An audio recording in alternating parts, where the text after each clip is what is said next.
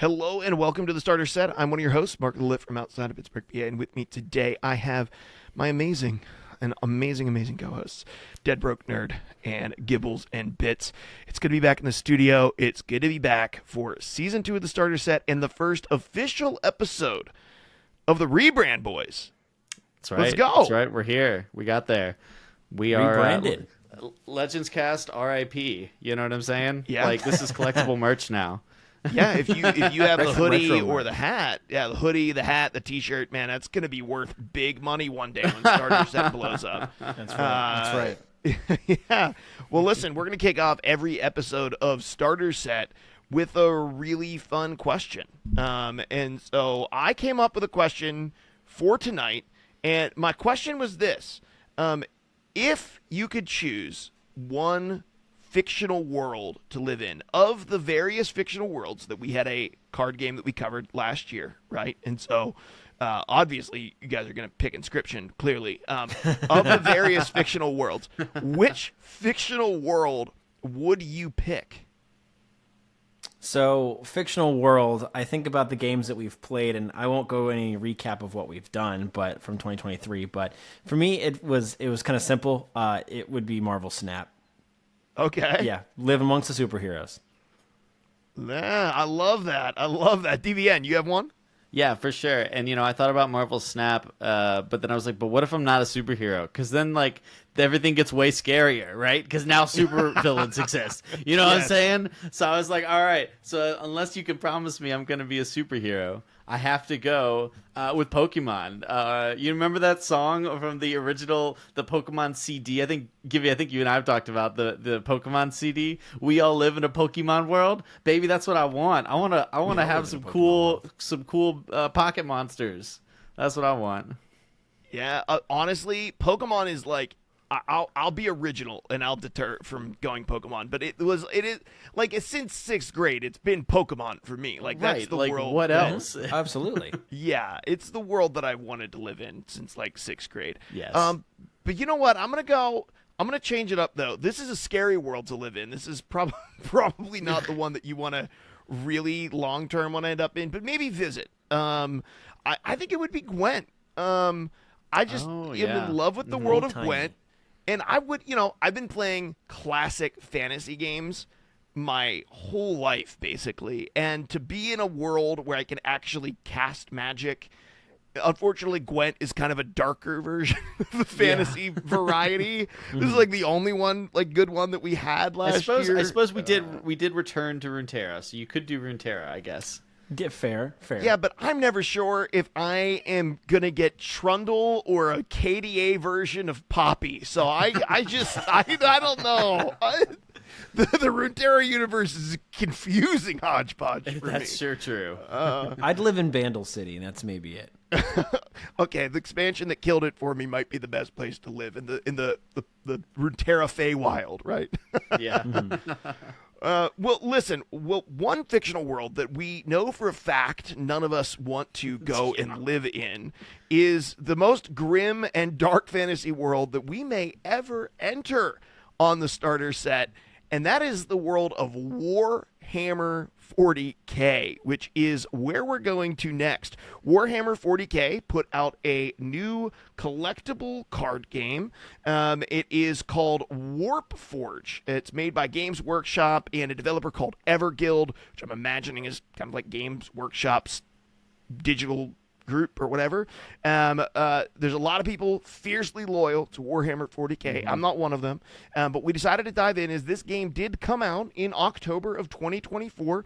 It is not the first Warhammer game. There is an Age of Sigmar, which is basically Warhammer's fantasy variant that did come out, and I played it several years back, just briefly on my phone. Had some really interesting mechanics. This is Games Workshop's second dive into making digital card games, and the three of us began to explore it over break. So we wanted to dive in on that. First 3 weeks of the season, we're going to be talking about Warhammer 40K Warpforge together. So if you want to check it out, it is available in all of the normal places, Steam, on Discord, or not on Discord, oh my gosh, on your phone, all that stuff. We're we're going to dive into the conversation. Real quick disclaimer, don't make the mistake that I did. If you download it on your phone or tablet, go into your account settings and enter an email into it. So that way you can enter that email in on desktop if you're going to play it on Steam. Otherwise, there is no way to sync those two accounts. They will be separate from one another. This little disclaimer as we're getting into it. DBN, I'm going to kick it to you. Just with this simple question, I think is a good one as we're getting into it. Tell us about your first experiences in Warpforge, kind of what some of your thoughts have been about the game, tutorial, stuff like that. Yeah, so Warpforge has been interesting. It really doesn't give you any introduction to the universe. I know we're going to talk about a few things that we found, and I imagine we'll pass it back and forth for each of these things. Things that we found that were innovative or caught us right away in terms of something that's fun. But my first experience was, I'm being addressed by some NPC as a character that I have no reference for. I don't have any reference for the world. I don't have any reference for what's going on whatsoever. But okay, I'm jamming cards into each other and shooting and blasting and whatever. So I am a few hours of gameplay in, and I still don't know what's going on. So, my first impression was... the universe, this game really is pretty sure that the only people that are going to pick it up are existing Warhammer players, which I think is a big shame, because what they didn't underestimate is the card game community will try literally anything once. That is so true. And so I think that was that's definitely still a big missed opportunity. That I'm like, I know that the existing Warhammer players don't need to be told what Space Marines are, the Ultramarines or whatever, but I do. I don't know what I don't know what any of these factions are. So, anyways, that was the thing that just beat me over the head when I first started, was an overwhelming sense of what the heck is this IP? I don't know about you guys. Yeah, go ahead, Gibby. I'm curious about what your thought was, because I know, I am a miniature gamer a little bit, so I know 40K exists, and I know the littlest amount about it from a podcast where guys paint 40K miniatures on the side of doing a podcast about board games. So I'm sure you're probably a person who knows literally nothing about Warhammer 40K before we booted this up. You have insulted my intelligence that I know literally nothing about this IP, but you're 100% correct. I don't. I really don't. I opened up this game. They had us and in the first half, not gonna lie. And I queued up this tutorial, and I was like, okay, this is to me, it was just a generic card game tutorial. I was like, I have no idea who any of these people are. Okay, there's a warlord. Cool, generic warlord that means absolutely nothing to me. Am I gonna play blue warlord or red warlord today? That's that's what I saw in my screen, and then I was like, okay, home screen. Let's look around at some stuff. But there's an excitement. When we started playing Snap, we knew so much about who we were putting in decks and what was going on, and even the revisits to Runeterra or revisits to Hearthstone or Pokemon for that matter. But I had no idea. I'm clicking on cards, just trying to read things. I'm just trying to understand the game. I wasn't trying to understand the IP, because I feel like that was a taller task than I was able to accomplish as a new player, having no idea what Warhammer was. I thought at one point Warhammer 40K, because I knew it was a minis game, that each side was a table with 40,000 miniatures on each side. At one point I rationalized that in my head as a possibility, and I was like, is that what this game is? Because that sounds like absolute chaos. That sounds like Lord of the Rings on a table. Well, now hold on. So first off, just on that, I also don't know what the heck the 40K is referenced to, and I'm hoping Mark can solve that. But one thing that I wanted to say that Gibby just made me think of is, I wonder, did Marvel Snap do that very well? You know what I'm saying? I think Marvel Snap probably could assume that people had some basis for Marvel superheroes, because that is inundated culture for the last, I don't know, since what Iron Man came out in 2012, right? 2000. Or no, not that was the earlier. Avengers, 2008 or 2009 or something Yeah, like I that. was like, I think The it was out Avengers before I was was out of high school. 2012.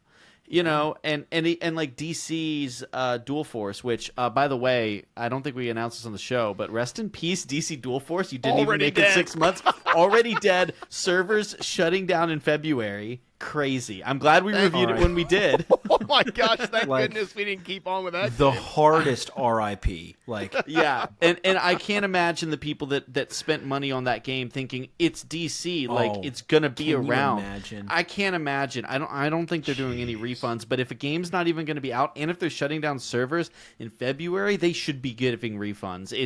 It is atrocious, terrible. I Business don't think they have practice. the money Like, to give this- refunds. That's why everything's well, shutting down. I mean, I'm just saying, like they were like they didn't even give it a chance. They didn't even launch it on mobile. It's crazy, and I don't know who pulled the funding. I don't know what was going on behind the scenes there, but it is embarrassing, and it is a stain on another. Along with the Justice League movie, the Batman versus Superman, I think there was a DC Comics MOBA. It's another stain on DC's inability to turn anything profitable outside of their comic books. But what I was going to say is, like, I'm thinking about Marvel Snap when we played it, and that just kind of threw you in the deep end. It's like, hey, here's Doctor Doom is taking this thing over. Better go fight him.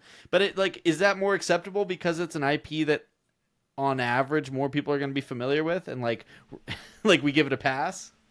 Yeah, I'd say yes to that question. To answer it simply, I'd say yes, and the game is also easier to understand. Like, there's like when in the context of Warpforge and Marvel Snap, to kind of recircle the conversation back on, like, specifically Warpforge, there's just no, like, the game itself is so much more complicated, it feels like, and like nuanced, but also more established, right? So there's so much that already exists in the game that it's already it would have already been a complicated enough game, and then now being thrown in and not having any idea who or what is in front of you makes it distances you as a player, it distances you as a gamer, I should say, and I guess as a fan of the IP, because you just don't know what you're looking at, and there's not like a Warhammer movie you can go watch to get a better understanding. So I wonder. I bet you there's an animated movie for Warhammer somewhere. There's probably something, and even in that, it might be hard to figure out great which point, Gibby. world. Yeah, it might be hard to figure out which world. So for me, coming into Warpforge, I was actually kind of excited about it because I did play one of the older card games by Games Workshop, and it was really interesting. In that one, you had a faction with a leader, and you put cards out on the board, but they were squares with numbers or symbols in each corner, and every round they rotated. And when they would rotate, the corner that came up that round would trigger either an attack or a special ability, and all of your cards were kind of on timers, and so they would rotate, and you could remove them before they finished rotating if you got their best ability off, and replace them, and it had 4 separate lanes that you were defending. I thought that game was interesting, and so I was really excited to come into this. Now, that was Age of Sigmar, which is Warhammer's fantasy world. It's set way in the past, and it's fantasy. Warhammer 40K is a futuristic game, and I believe that 40K represents the year 40,000. And so it's super futuristic. The creature, like the Space Marines and the Chaos Marauder, I don't know what their names are.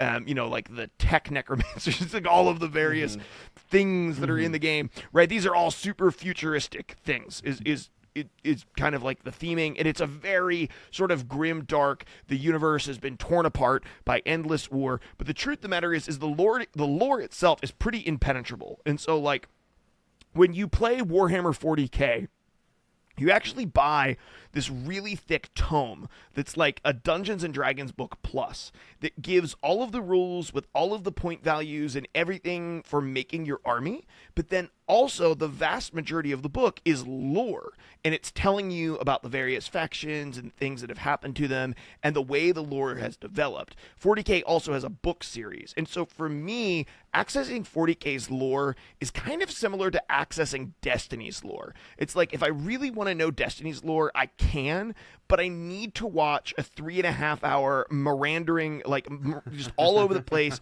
YouTube video in order to access it. And to be honest, I probably probably need to watch that video 2 or 3 times to remember any of it. So when I encounter somebody in game that matters, and so for me, it was almost like, because I had a very similar experience. It was almost like I logged in and it was like, oh, you're assuming either I've already read all of the 40K books and I know the lore, or you're basically saying to me, it is literally impossible for us to update you on the lore. You will never have any clue what's going on if you don't play the game.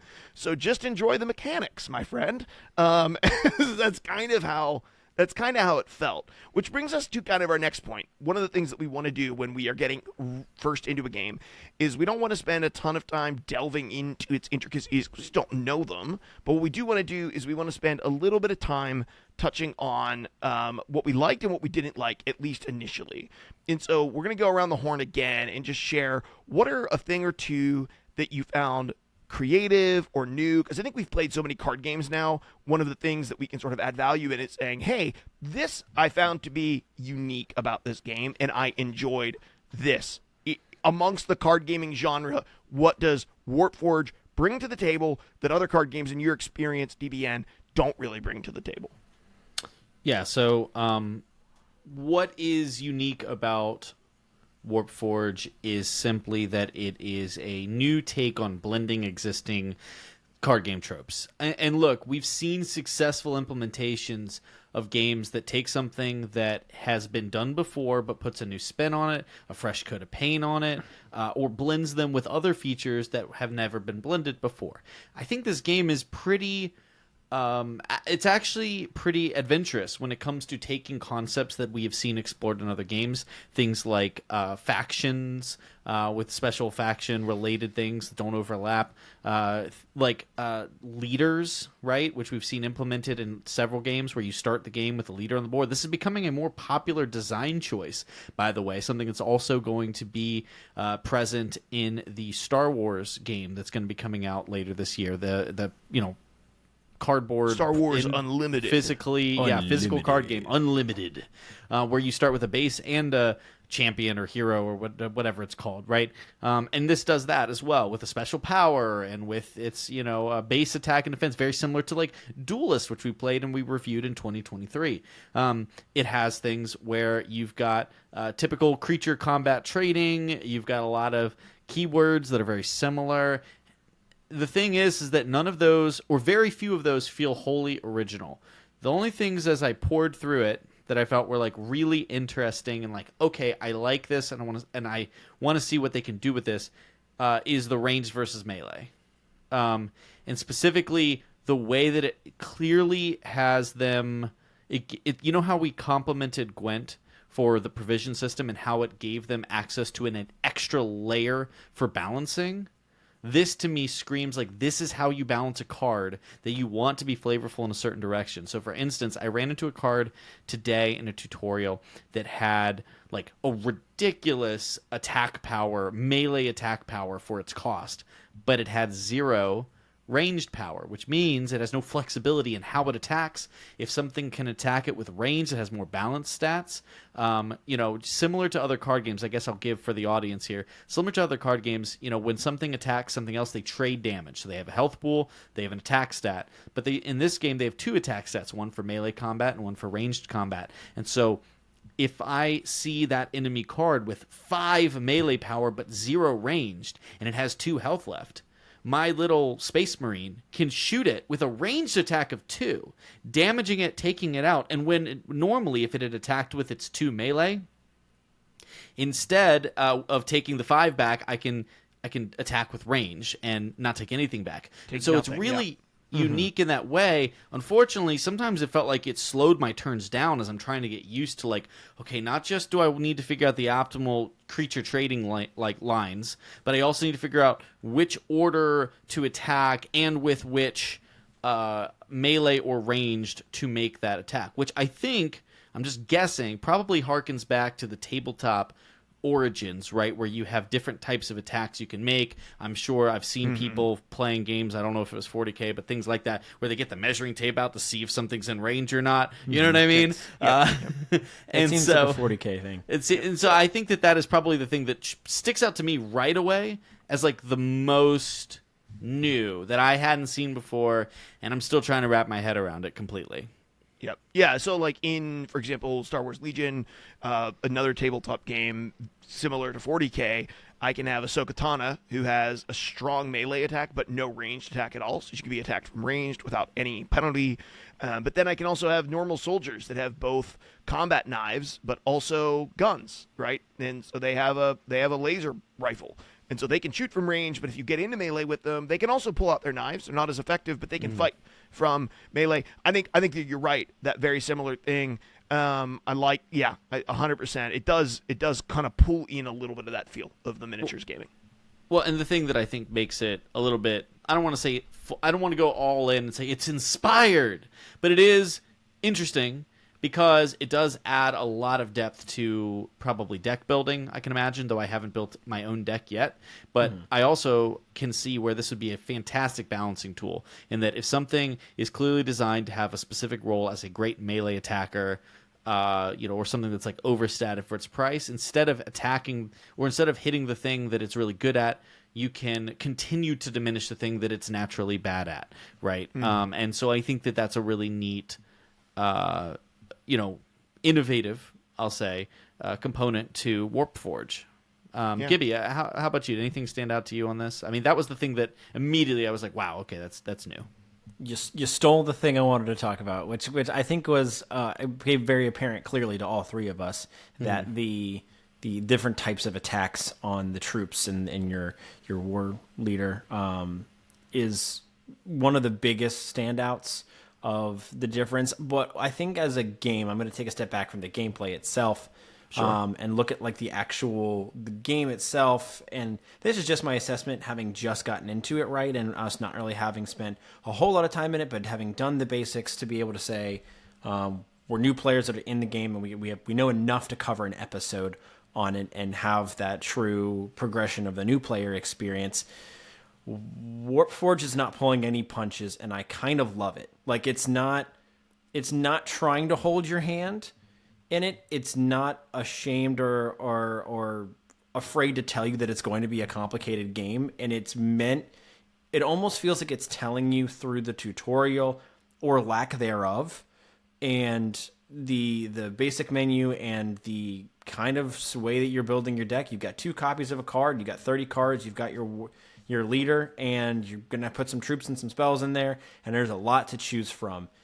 Are you a good gamer or not, and can you figure it out? Like, that's kind of what it feels like Warpforge is telling me as a new player to do. Like, I'm a competent, experienced card game player, and I don't feel overwhelmed, but I feel challenged at this point in joining the game, and that's really cool. And I don't get the feeling that as my time would progress as a player in the game, and I gained more experience, and I moved on from that proverbial, as we kind of look at it as a new player experience, I would continue to feel challenged. It feels like there is definitely significance in this kind of a game to a meta, that the faction systems and the identity of the factions and the cards themselves really do make a difference because of the depth of the game. For one, the different types of damage, and I think that is in itself, like it can't be said how deep that makes your deck building and like your game experience, I think, along with your leader abilities and your stratagems, and those are all terms that we're not going to get into. But I get the feeling that this is a very deep game that will make you feel like a very competitive online card player. So I really like that about Warpforge so far. And it makes me want to really explore the different factions, because I think it's going to be important that I find a faction that fits my play style, and that's kind of how I'm going to be able to keep up as a competitive player and enjoy and kind of scratch that itch as a competitive card game player. Yeah, I'm actually. We're going to show a little bit of the game itself here, and I agree with that to a certain extent. Gibby, I think DBN, you're 100% right. I think a lot of the stuff that you found in the game to be interesting, certainly that little piece there with like the attack ranged and melee is the most interesting and innovative thing that the game does. Everything else feels like a normal card game. But one of the things I just want to feature is how many cards are in this game, because there are a lot of cards in this game. Like, this game doesn't add an expansion yet. There are a lot of cards in this game. Like, tons and tons and tons and tons of cards. I was like blown away and truthfully overwhelmed at the I don't think I've ever seen a game at launch that has this number of cards that are in it. And to be honest, there are some incredible looking cards. Like some of the best artwork I've ever seen.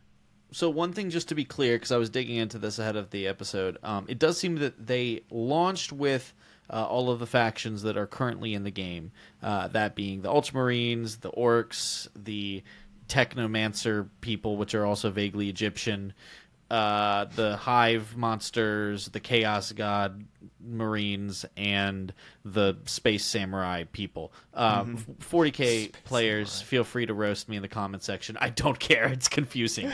But what has happened is that they have added more cards to each of those existing factions and a few different content drops as they've gone from the closed beta through early access. And I suppose they're launched now, or maybe we're at the tail end of early access. I'm not exactly sure. I did see, though, that they have this is something that, like, typically we're a little worried about with card games that aren't attached to, like, the biggest of IPs. But I suppose Warhammer is a stable enough IP that maybe this is well funded, because they are already talking about that they have 3 expansions in the work through 2024, 6 what they're calling reinforcement drops of smaller content for existing factions, where these big expansions will introduce new factions. I guess there's probably a lot of factions in Warhammer.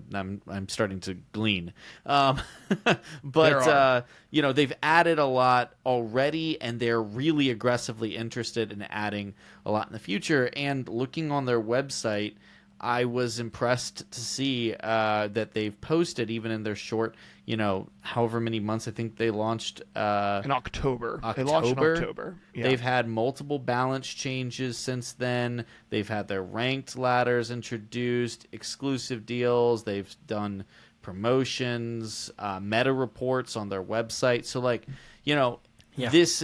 this appears to be a pretty scrappy development team, which makes me a little bit more willing to forgive sort of the oversights of the new player experience, which is always a struggle for card games. Like, most card games struggle with the new player experience. But I think you're right. Like, I mean, I was extra overwhelmed when I went into the collection and saw how many cards, and I quickly left. I was like, I can't handle this right now. 100% feel that way. It's not worth feeling. It doesn't feel like it's worth going through them, because like going one by one and looking at the cards, I'm not going to have a grasp yet as a new player about the context of how that card performs against the other 300 cards that are in the set. Yeah, it's huge. I mean, I think it's robust, and that was one of the things that I thought. I'm not saying that makes the game unique in terms of innovative mechanics, but I do think that it makes the game innovative in terms of launch. Like, in terms of launching a game, the amount of content that's there, I don't know a lot of other card games that have pulled this off with the quality of artwork, with the intensity of mechanics. I'm not saying it's not overwhelming. It's super overwhelming. I'm just saying I'm impressed by the amount that's in this game already. It doesn't it makes me feel a little bit more confident that this game is actually going to be around for the next year or two, because I think about DC Dual Force. Yep. They had nowhere near this much content, not even a third of this much content. And, it was pretty clear that the team seemed directionless, and this game, while certainly imperfect, and we'll get to that in a second in terms of our initial things we weren't a big fan of, but you can't say that this isn't a ambitious game.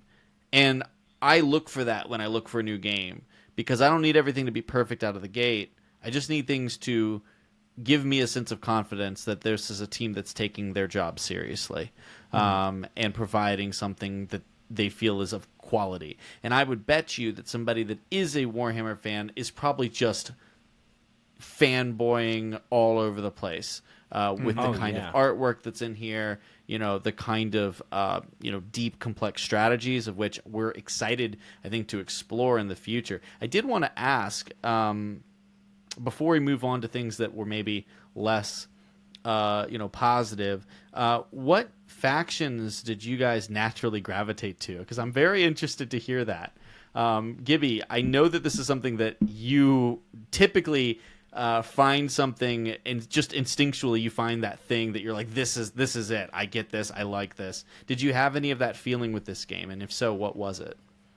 With the Simhan, so I think that's the space pirates, as you called them, or the space samurai. Yeah, that's the faction that I had, I think, the most fun with so far.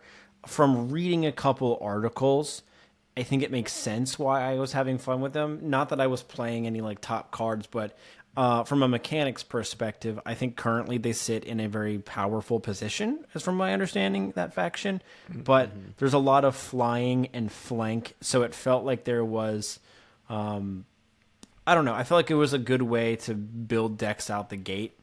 Or there was a bunch of accessible, strong cards from the front. I had a lot of fun playing that faction. I don't have a whole lot of context on the rest of the factions. I played like I said, I played the Samhan, and then the Marines was the other one that I had played. Marines. Mm-hmm. Yes. Now, so, just while we're on the Simhan, I hope I'm saying that right. That was actually one thing that just occurred to me that was also kind of unique, was this waystone mechanic, and same with the Necrons. The Technomancer. Yeah, the Necron things, which was that they leave things behind, the remnants in the case of them, on the board, that you as the defending player are like, oh, I want to attack them to clear that remnant?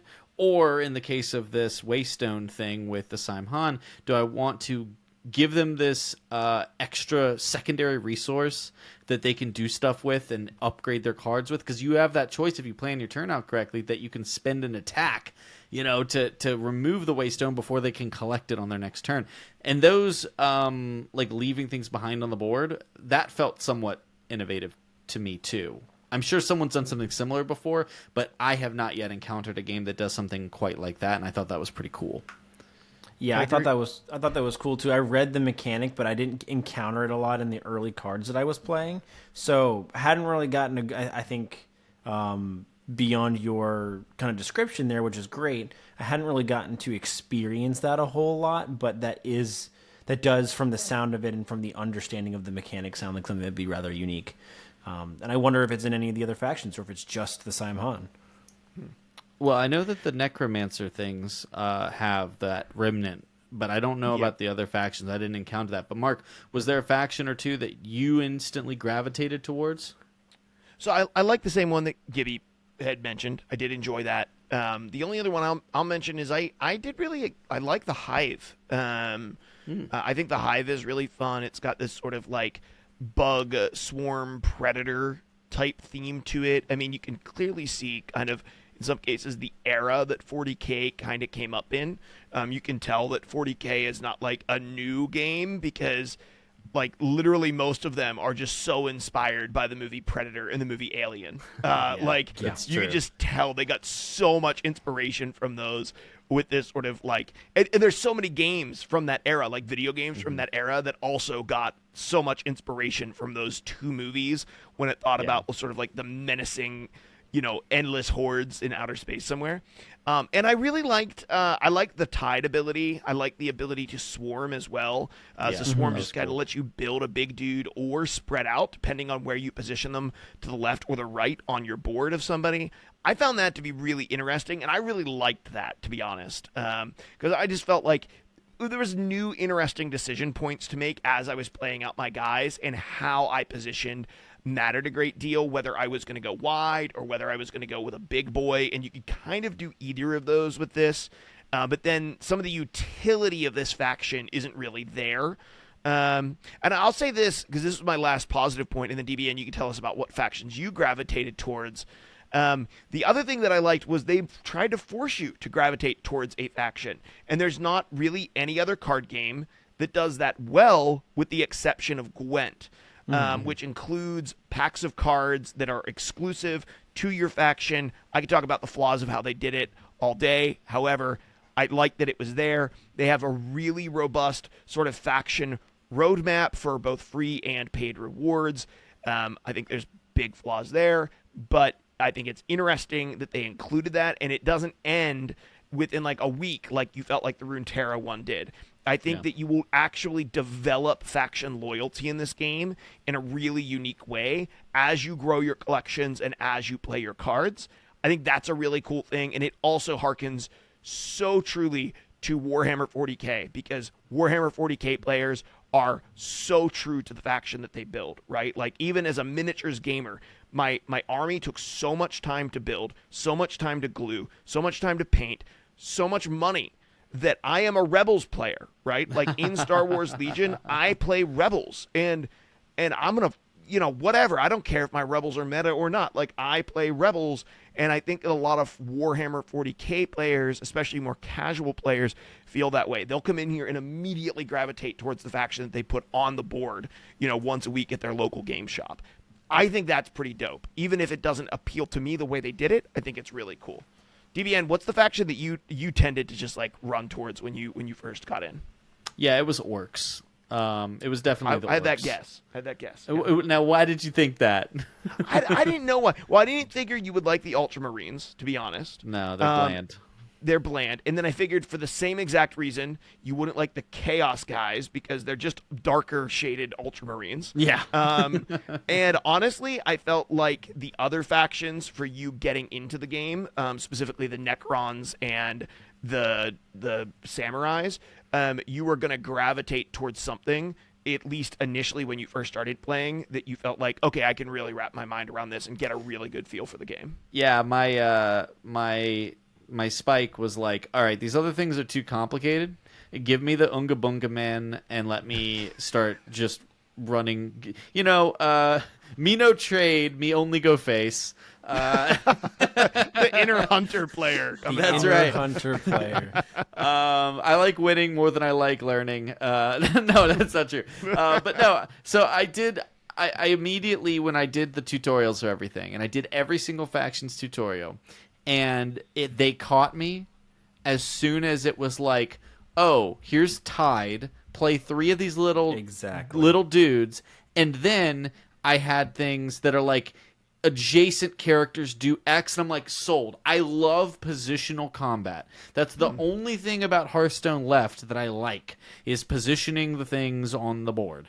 And I really liked that for the orcs. And they seem to have the most things that benefit off of being next to each other or having a lot of dudes on the board. And so I think about some of the decks that I have been most successful with in other games.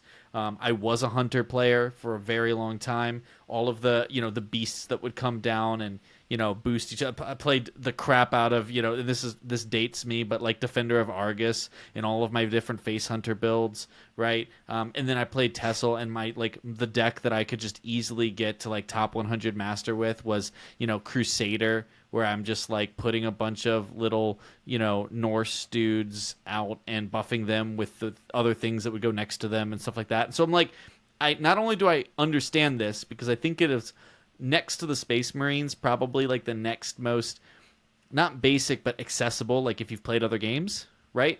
But also it's so proactive. And I think I gravitate towards proactive strategies in general. So I really liked it. Also, they make really funny comments when they come into play, and I would have looked at the aesthetic and would have been like, this is the last faction I'll pick. But then as soon as I started hearing these goofy idiots yell at each other, I was like, nope, just kidding. Full reversal. This is my favorite. They're kind of the comic relief, though, aren't they? I mean, yeah, they're kind of comic relief in a world that's like seemingly so grim and serious. And I'm going to shoot my gun, and you will never extinct my people. Everything around me is made of metal. Yeah, I mean, the there's orcs are just literally different. there's literally cards. Get them, lads, and I'm just like, all right, I love this. So, anyways, I'm really excited to explore the Goff clan, which just makes me think of a bunch of Jared Goffs running around. Someone's got football on the brain. But gun-toting, chainsaw-wielding football players running around.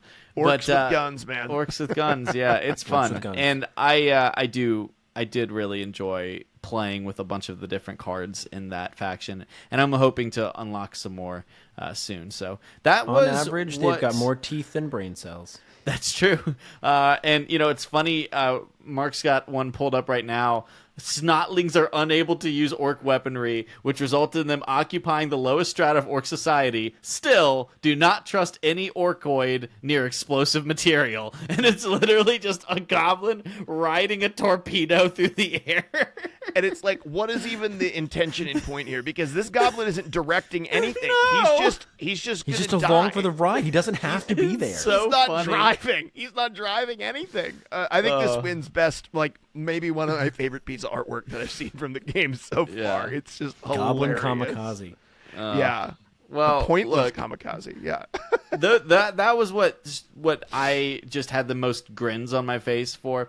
Now, I will say I do kind of want to lean the other direction. Again, this is just our first episode reviewing the game. We're going to get a little bit more in depth into what it takes to build your collection and deeper gameplay points and stuff down the road. But for now, just first impressions. Let's swing it back over to you, Gibby. What did you find confusing or disappointing about the game in that sort of first couple play experiences?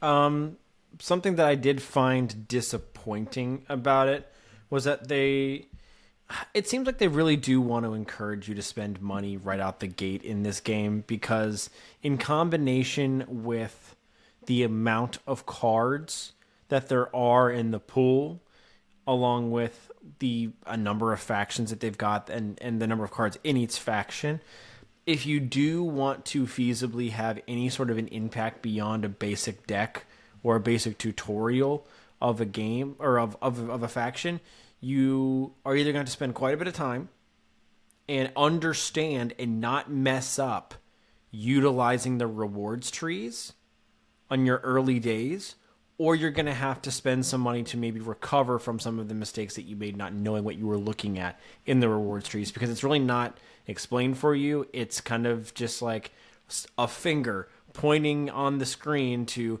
go to the rewards, and then another finger saying, click on this button. Okay, you've got 100 currency of something you don't even understand. What are my options to spend this currency on? Who knows? Because they don't tell you. And then what's the best way to spend this currency? Who knows? They don't tell you. So you just end up clicking, and it's like they're like select a faction. You can change your faction at any time, but they don't tell you what the gravity is of having a faction selected and what it means to have a favorite faction and use the rewards. You have something to add? Yeah, just to chime in, I do agree, and I don't want to get into the nitty-gritty of what all of the different resources are, because that's a next week kind of discussion. But I do want to say the menu navigating, the UI navigating tutorial is a pain, because it's probably the only time I've said to myself, you're showing me what things do too fast. Most of the time they're like, go to here, now go to this other menu, now trade it in, press accept to lock this in. And I'm like, too many things, I get it already. But in this case, it's just a little tiny pop-up. And if I was playing on tablet, and if I pressed anything on my screen, boom, it was gone, and I could never see it again. And I'm like, what just happened? What is this? How do I spend it? Yeah, I could not agree more on that, Gibby. Yeah, I would say that my complaint is pretty similar, Gibby. The game is very expensive. So each faction has you can like do a rewards tree, and then there's a premium version. And the premium version is $20.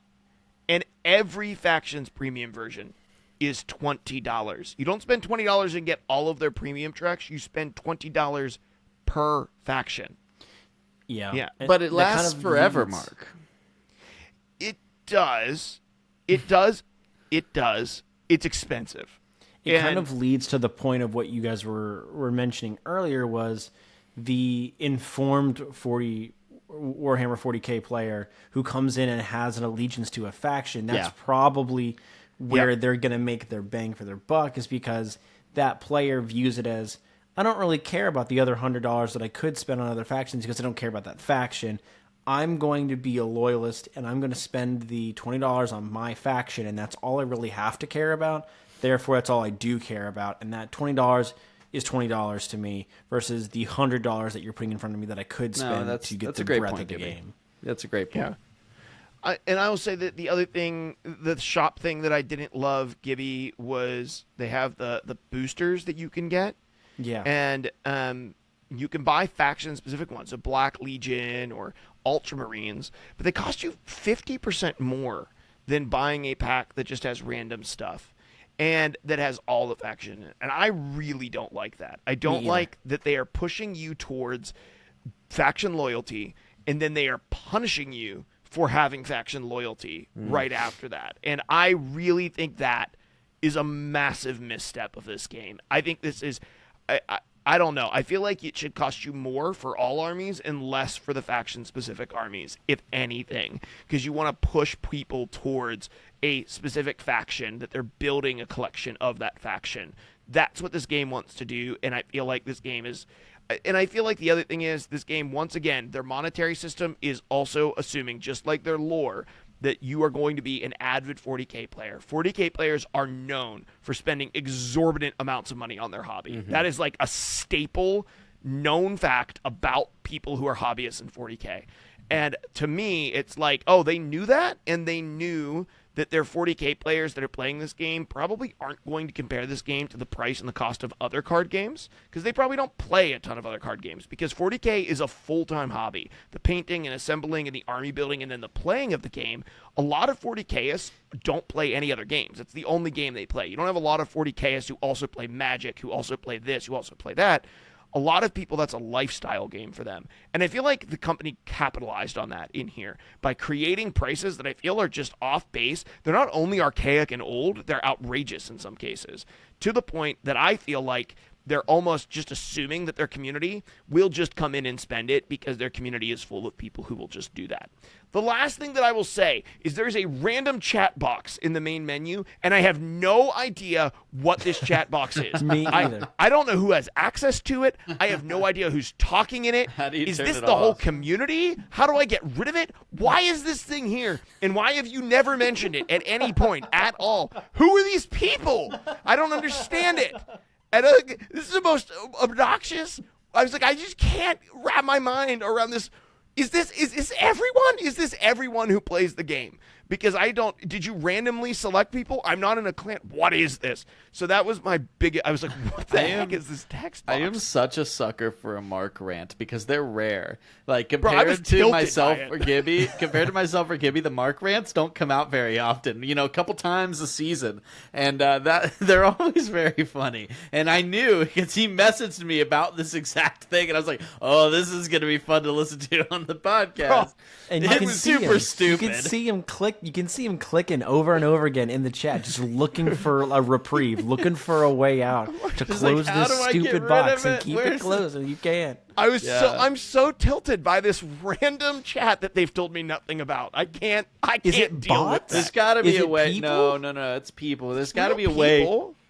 There's got to be a way to turn it off in the settings. You know, maybe that's something we should look into before the next episode. Is just like, you know, Well, what for all right now. you can do. Is anybody policing that chat? Is this the most Probably vile not. stuff going to come out? Yeah. We're clicking don't around see a in way. it now. I don't see a way to turn it off. Wow. It's just Boy, howdy. there. That's what we call a problem. Yeah.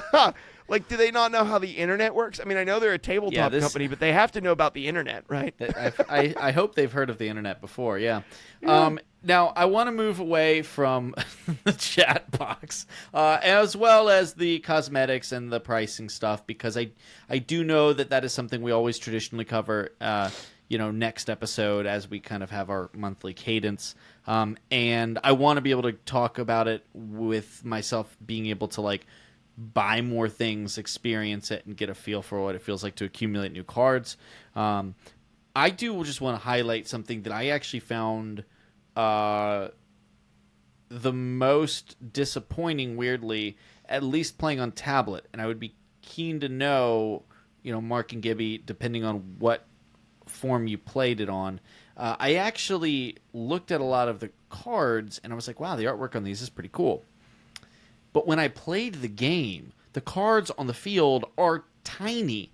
It seems like a very poor use of space, and I like can barely keep up with what each thing does, because when I'm looking at the field on my tablet, the cards are small. You have to click on every single card to see text. Like, so much background is taken up by the background artwork, almost like a playmat, but like you can barely make out any details of these extremely detailed cards. Like, and I just don't think it's a very efficient use of screen space. That, like, I mean, truly, right now there's 2 cards on the screen, as Mark is showing if you're watching the video version of the podcast. And I would say that now 3 cards, and I would say that these 3 cards take up how much of the screen? Like a 16th? You know what I mean?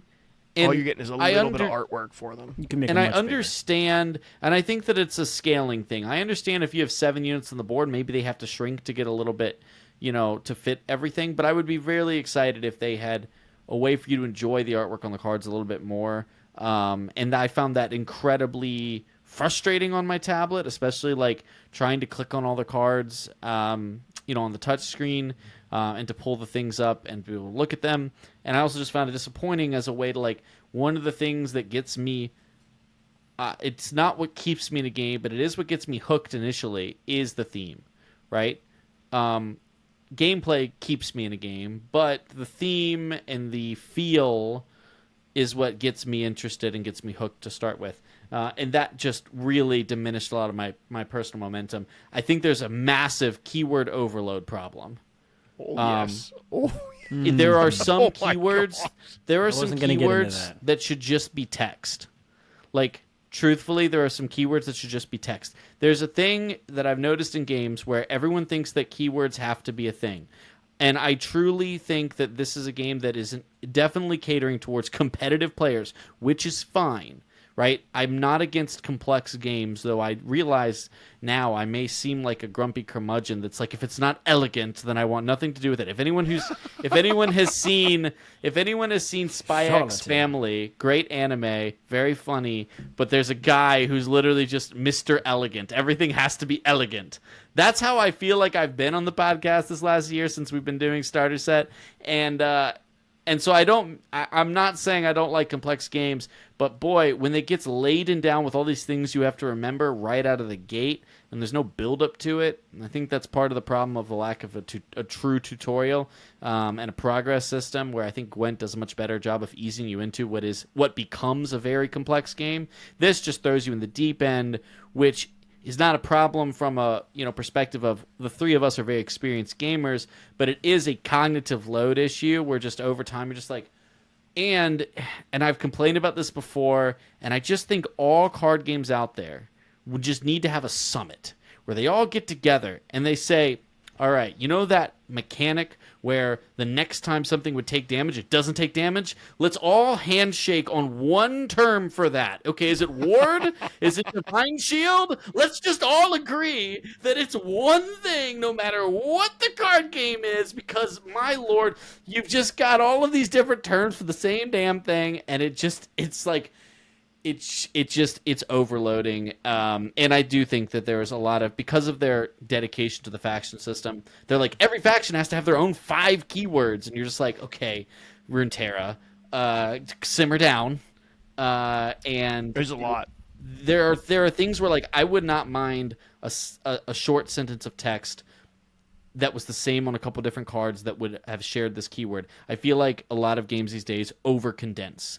They're like, we have to make one word that would normally mean 3 words. So there are literally things like a keyword for when it enters play.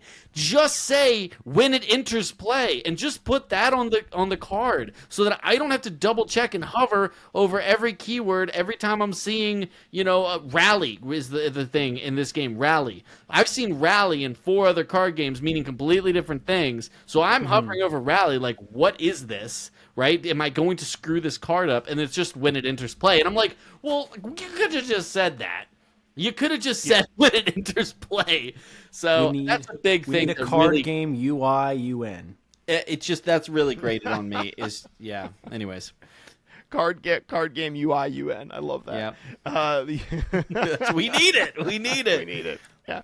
Also, please don't call charge flank. It's very confusing. Yes, right, yeah. dude, right? Because I hear flank and I'm like, it's something that needs to go on either side of things. I think Gwent literally has on the sides of things. Flank, that's what it is. Well, it makes if no you look sense. at the description of flank, like when you look at the cards in the description of flank, it's not clear either what it is. It's like, this ability gives it the ability to challenge to attack other units on the board. And I'm like, that say didn't charge help me at all. It's literally this game was like, we can't have it be the same thing as Hearthstone. All right, we can't do rush or charge. What's something else we can do? Flank. That's like a military thing. Got rush. Haste. I'll just like something that convey like, oh my god, yeah. It's like all of these games want to be their own unique keywords, and it's like just that's not y'all are running out of words. You're running out of words. Y'all are running out of words. I have a pretty decent vocabulary, but even I'm sitting here just getting confused by all the different terms for the same thing. Crazy. I don't. I can't even read these Latin. What is going on these cards? Oh my gosh. Man. Well, I tell you what, that is going to wrap up our first episode of Warpforge. Now, you heard in the intro to this episode that with the launch of our rebrand with this and starting season 2 of Starter Set, saying sayonara to the name Legends Cast, we also launched a YouTube channel, which as of right now, you can go and check it out. There's a description in the episode, or a link in the description of this episode. There's already content on there. So DBN has been slaving behind the scenes, creating content, and it is under Camp Legend. So the Camp Legend network continues to exist. We have one show under that right now, which just went and rebranded. There's other existing content out there that you can check out, but we're going to continue to release some not super regular, but content that's going to be coming out. We're not like committing to a schedule or anything. You're not going to get new content every Friday, but as we want to make content and bring on other collaborators from both other shows and also from our community, that content is all going to be going on our YouTube, including this episode with video. And so if you're like, oh, I'm listening to them talk and they're mentioning something that's on screen, what are these idiots thinking? This is a podcast. Well, guess what? There's also a video format for it now, so you can go and watch it and see our smiling or angry faces. So check that out. Depends on if we're talking about the Warpforge chat log. Yes, right. The thing that's really cool about this, we will also be able to host the video version of the podcast through Spotify, which is our podcast hosting of choice. So if you listen on Spotify, you can watch just like you would be able to watch on YouTube. But otherwise, go to YouTube and you can watch the video versions of this, where we'll be posting it same time, same place every week. And so the audio podcast not going anywhere. We're just adding the video components as well, so that if gives us a bigger footprint to hopefully attract more folks. Camp Legend now obviously has Starter Set as its flagship show. We have the YouTube channel now, and we still have our Discord community, so we definitely encourage you to join that as well, especially with this new influx of content. And just to give you a sneak peek, yes, like Mark said, there is content already up, including some really cool stuff some gameplay of Lorcana with Gibby and I, some discussion of new player-friendly deck lists for Pokemon TCG with myself and Curry, who came on as our correspondent for the Pokemon card game. We've got Mark breaking down, in case you were a little confused about what all goes into Warpforge. He has a fantastic video he put together breaking down the user interface and just a brief look at each of the factions for Warpforge. So I definitely recommend you going and checking that out to get a tour of what the game looks like in the menus. And soon we'll be putting up some gameplay content for Warpforge over the next few weeks as we start doing that ourselves. So lots of cool stuff for you to check out. Hopefully you enjoy it, and if you do, give us some feedback on it. Obviously, reply in the comments if you're watching native to YouTube. If you're in the Discord community, jump in and tell us, hey, we'd love to see more of this content. You really like the Lorcana stuff. We can do more of that. You really liked, you want to see some Gwent content. I know Mark and I can probably be convinced to boot up Gwent and put something together. So just let us know, what you're enjoying, and it's something that we're so excited about, and we can't wait for you all to dig into. So go over there. It is live right now. Absolutely. Well, guys, it's been a great start and a great kickoff to season 2 of Starter Set. And, we're 5 years old, the show, something like that, which is wild. Yeah. We'll be 5 years old in June throughout the course of this year. Just kind of wild. This podcast has been going for that long. But with that being said, with the rebrand, with the launch of the YouTube, with all the cool stuff, and with the conversation around Warpforge, the card game, that is going to wrap up this episode of Starter Set. I got to not mess that up. This episode of Starter Set. Thank you guys, as always, for tuning in. And once again, as always, be sure to come back for the next episode.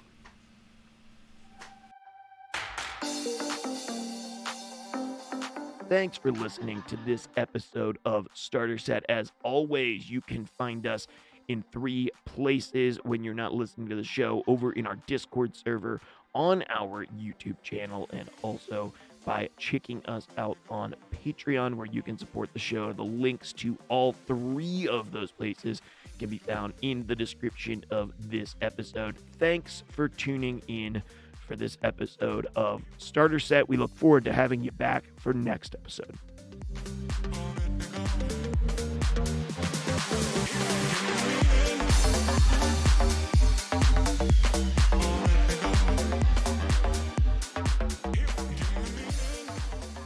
Well, welcome, my friends, to the after show.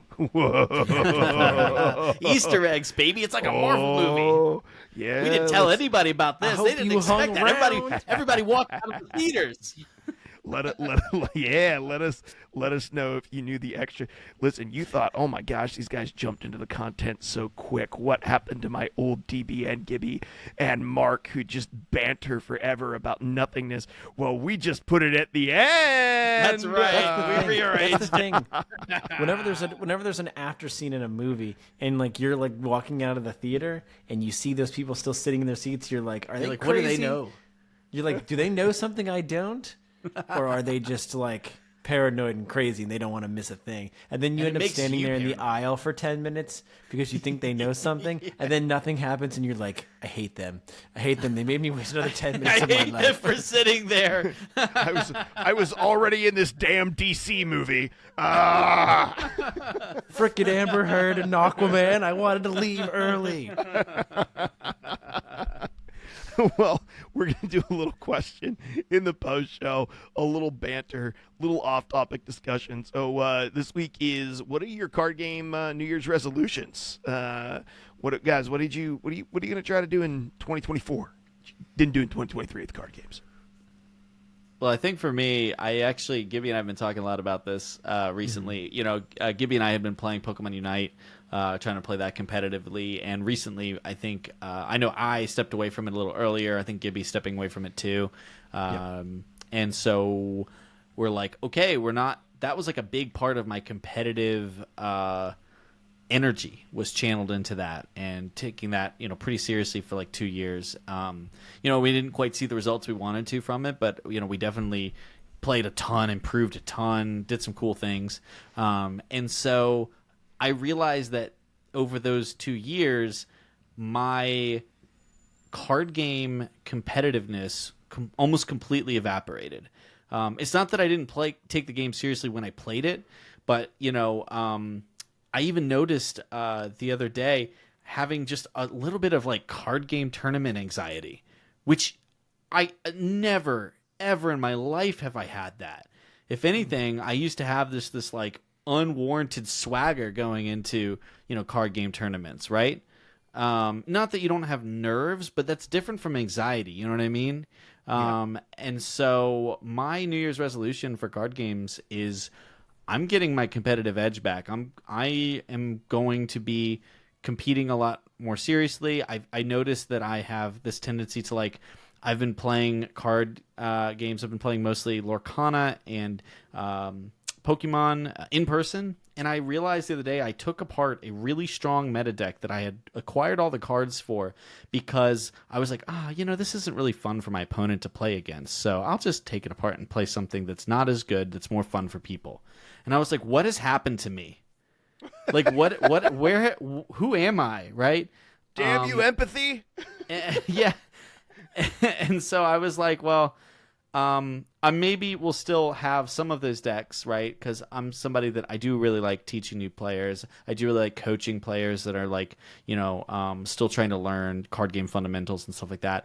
But I do want to get that competitive edge back. I think I'm going to be looking for opportunities to maybe even do some travel for competition for either, Pokemon or Lorcana or both over the coming year. And I want to be spending more time, practicing, testing, because I believe that I can be an elite card game player, and I have been in the past, and I want to be again.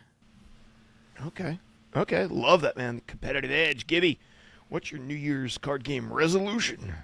My New Year's card game resolution is to continue to be a part of a thriving and healthy in-game card community. Out of just pure luck, truthfully, because I know it's so hit or miss depending on where you are within the United States or other countries for that matter, because it is a worldwide card game. But for example, I'm playing mostly a lot of Lorcana right now, and I'm loving it. And I want to continue not only being a part of the in-game or the in-person crowd for Lorcana. I've been going most Saturdays to play Lorcana at my local game shop here in Memphis. Shout out to the Greater Memphis Magic Arena.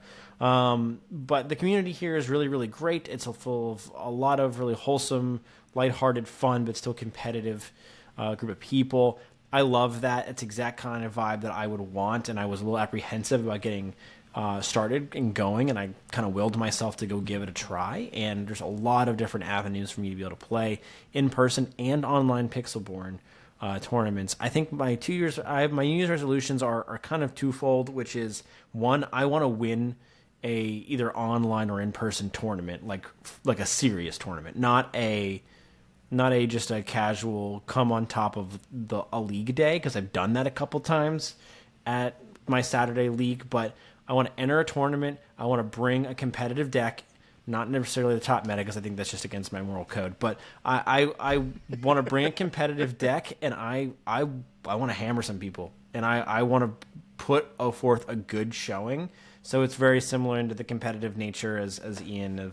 I really want to kind of prove my mettle and know what I'm worth and know what I can do. I think my lack of experience and lack of, I don't know, just maybe the way that I treated playing a really, really competitive deck in Legends of the Fire Rings when we traveled in person to tournaments. I was playing some off meta, some maybe a little bit of jank decks that really in the grand scheme of things probably didn't have a chance of placing overall that high. Maybe if I had played something a little bit more conventional, could have done a little bit better, but I think I've grown as a card player quite a bit since then, and I think I could really do some damage in a tournament. So my goal is to win a tournament and then continue to be a part of a healthy and lighthearted but fun and fostering in-person community for local gaming. And who knows? I know I'll be moving at the end of the year. That might be back closer to my best friend in Virginia, and boy, I hope so. And he and I could be doing that together. So that would sound off in the comments. peer pressure. Peer pressure works, baby. I'm gonna need everybody. I'm gonna need everybody Gen Z. compelling. I'm gonna manifest it. I will. If I don't believe in manifesting, but if that's what it'll take to get Gibby back in Virginia, baby, I will do it. I will lean into it, steer into the crash. You know, nothing would make me happier than to travel to an in-person tournament somewhere with you again. So that would be fantastic. So yes, I've a little bit of a competitive scene for me too, but I'm signed up for a couple tournaments already. We got to get our. We'll have to supplement our. Or replace our Unite time with some hardcore, sweaty, neckbeardy testing. Oh, yes. Break out the Funyuns. Oh, we're going to make spreadsheets for matchups, baby. Well, for me, my New Year's resolutions are different, for sure. I have one that's just personal. Mark, do not spend money within the first few hours of playing every game that we play in Season 2. That's You did that every time. There was a couple times I'm like, you actually spent money? Yeah, DC Dual Force is a great DC example Dual Force, of that. I was like, what? Mark, You're like, I why? hope they give your money back. And I was like, oh, shoot, I did spend money You did. on that game. I mean, to be gave them fair, like I did $20. a little bit too. Yeah, you spent way more than I did, but Yeah, but anyway. Who's the guy that opens the kegs for you and Gwent? Shoop. Shoop and Mark Shop. are like this. Yeah, are we were like close. best I friends. don't regret the amount of money I've thrown to Shoop. He's a jolly fella. Yeah, no, he deserved it. And then I have two that are, I don't know, it's like I have a bunch of aspirations about card games this year. One, don't spend money on the digital games when I first get into them. Wait until I find one that I really enjoy if I want to put some money into it. Two, teach my daughter Pokemon that isn't just Gym Leader Challenge. I want to assemble a second deck that actually uses some of the stuff, and I want to be investing time in actually teaching her Pokemon because she genuinely wants to learn Pokemon and Lorcana, and I want to teach her that stuff. And I can build competitive Pokemon decks cheaper and faster than I can build competitive Lorcana decks because I can go out and buy the Battle League decks and finish those decks and play with her. Just wait till you see the gameplay video that's going up on the YouTube channel, baby. I'll show you how to assemble in a deck. And lastly, my goal is I really want to find a local group to play with when Star Wars Unlimited comes out specifically. I don't know if that will be a local game shop. It's kind of like a desert here for stuff like that for me. But I want to get a couple of buddies into it. If I can just get like one buddy who wants to play consistently with me, I want to find one person who's willing to play the physical game with me and willing to get in and build some decks with me. I really want to get to sit down and play competitively with a buddy. I guess it would be casually, but for me, it's more competitive than playing with my 6-year-old. So like the ability to we actually each make decks and then come to win, like that for me is what I want. And I want that experience with a physical card game with a friend. So yeah. If there's anybody that's great at building community, it's you. So I have no doubt you'll be able to put something together for that, man. And I do wish you the best on that because I know Gibby and I have been talking about all these in-person events, and you've expressed to us before that you're like, I just wish there was something like that around here. And there's nothing. That's tough. That's really tough. I mean, north of Pittsburgh, we only have like that one branch of a handful of shops, and they're super toxic and just really unfun to play in.